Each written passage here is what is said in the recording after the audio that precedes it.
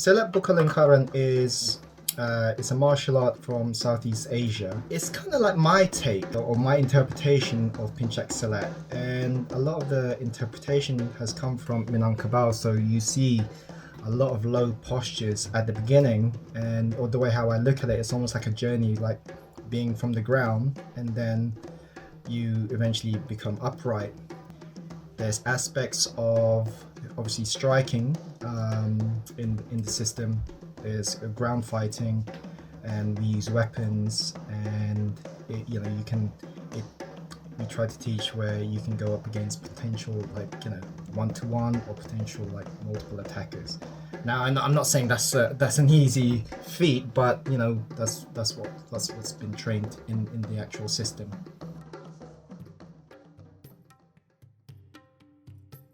There is a lot of emphasis on the ground, and obviously weaponry, which I'll discuss in a minute. It's a possibility that if I get into a situation that I might end up on the ground. If I end up on the ground, I don't want that to be treated, or in my mind to be a disadvantage. So I try to treat it as just another way or another form or another platform to kind of defend myself in.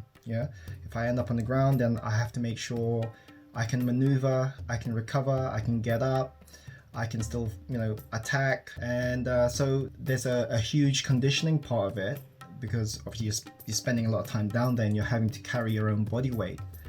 If we're looking, when we say gelek, and for me, like I said, I interpret it as not just a twist to turn to coil, but also, like I said, it means, joining everything together.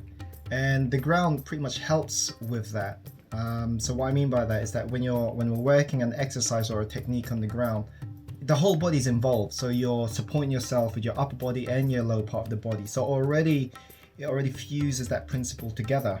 If we go to the different aspects of Pencak Silat, there are some Silat styles where they just sometimes focus on the ground, or they just might focus upright, but they all pretty much are weapon based, So the specifics are the ability, I suppose, to go through different levels and training with weapons and different types of weapons. So you have obviously your blades, and then you have and when I say blades, you have short like knife, like the karambit, or you have like a long blade, which is like either a kris or a machete.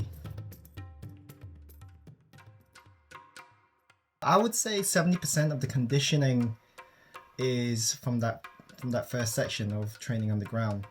You start from the ground, you find your limitations, you find where, like for example, if my mobility is only to a certain point, then the ground is not just conditioning, but you're opening up the body, you're opening up the joints, you're trying to deepen your mobility.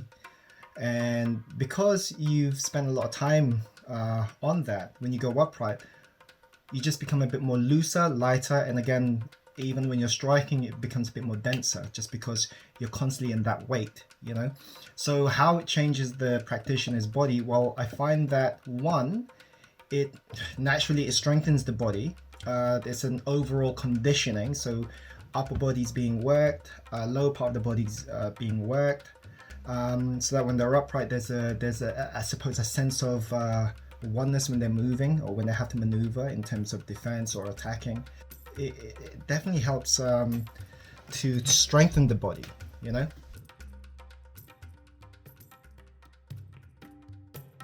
I think a lot of people have practiced it. There seems to be a lot more interest, I think, from just because it's been played in media a lot more. Hollywood are using aspects of Silat, and I think that's giving it a bigger, I suppose, presence. There's different reasons why people practice it, and as I said, for me, it's initially, yes, there's the self-defense aspect of it, but then I'm noticing that a lot of people that I've come in contact with, they really like the training, the actual physical training of it. We have instructors in Europe, in America, and like I said, it's slowly being developed in parts of Asia. But if you don't have access to a physical instructor, then like I said, it's through online training. So we have a streaming service, SBL TV, where you have pre-recorded instructions, or there's live sessions that happen on a Tuesday and Thursday. Now, in terms of learning online like this, I don't think it's the best way to learn a martial arts, especially when it involves contact and sensitivity and reaction, and seeing how these movements are. And obviously those movements, they help obviously set up certain movements or technique and so forth. Unfortunately, that stuff I can't really do, but then again, this or training online via Zoom, something's better than nothing, I suppose. What I find interesting is that in terms of like traditional martial arts, there's a lot of solo training, and I feel like this day and age is that we've kind of forgotten that. There seems to be impatience is massive, where they want to see the action. Let me see what this can do. Whereas my belief in all of this is that, well, first I want to make sure these movements are ingrained in the body, because if we're talking about martial arts, I want to make sure we have access to certain movements straight away, almost like a reflex. And I don't want to be thinking about, okay, I need to do this, I need to plan that. Sometimes we don't have time to plan, it just happens, and we have to switch from a certain consciousness to another, So, but I feel like I'm not saying everyone, but I think there's a huge majority where people don't want to go through that, and they want to just go straight into the technique or into the fighting, where, well, I just think all the other stuff will improve. The fighting aspect or the self-defense aspect or the martial arts aspect will naturally be improved if we took the time, to develop ourselves. And the way we, obviously, like anything, how we do that is repetition. Being in a pandemic, there's a lot of emphasis obviously on online training, and hopefully when things calm down, there's also workshops that I do if you're interested in learning, and hopefully I'll bump into you in one of those events.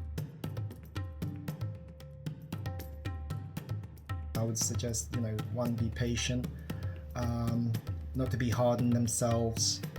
That's a big one. I remember doing that where I was so eager to get everything right, and it just put pressure on myself, basically. Open circle, that's what the meaning of Silat Buka Lingkaran is. I said about the circle and connecting everything, that's where the Gaelic comes from.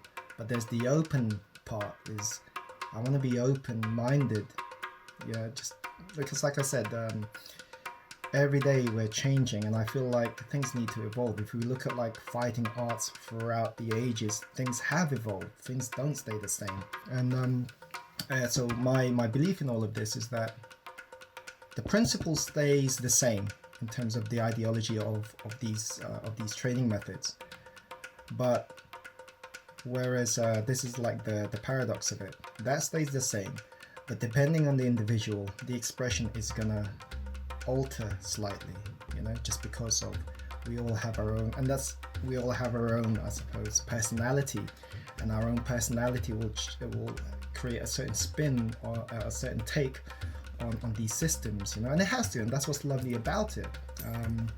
I like that when that happens. Like I said, I'm seeing that a little bit more now with some of my students.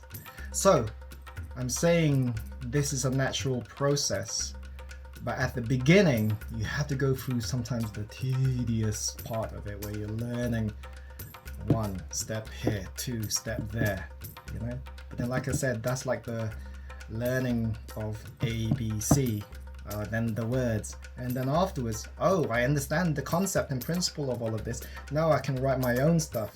Still can't write, to be honest, but still. Anyway,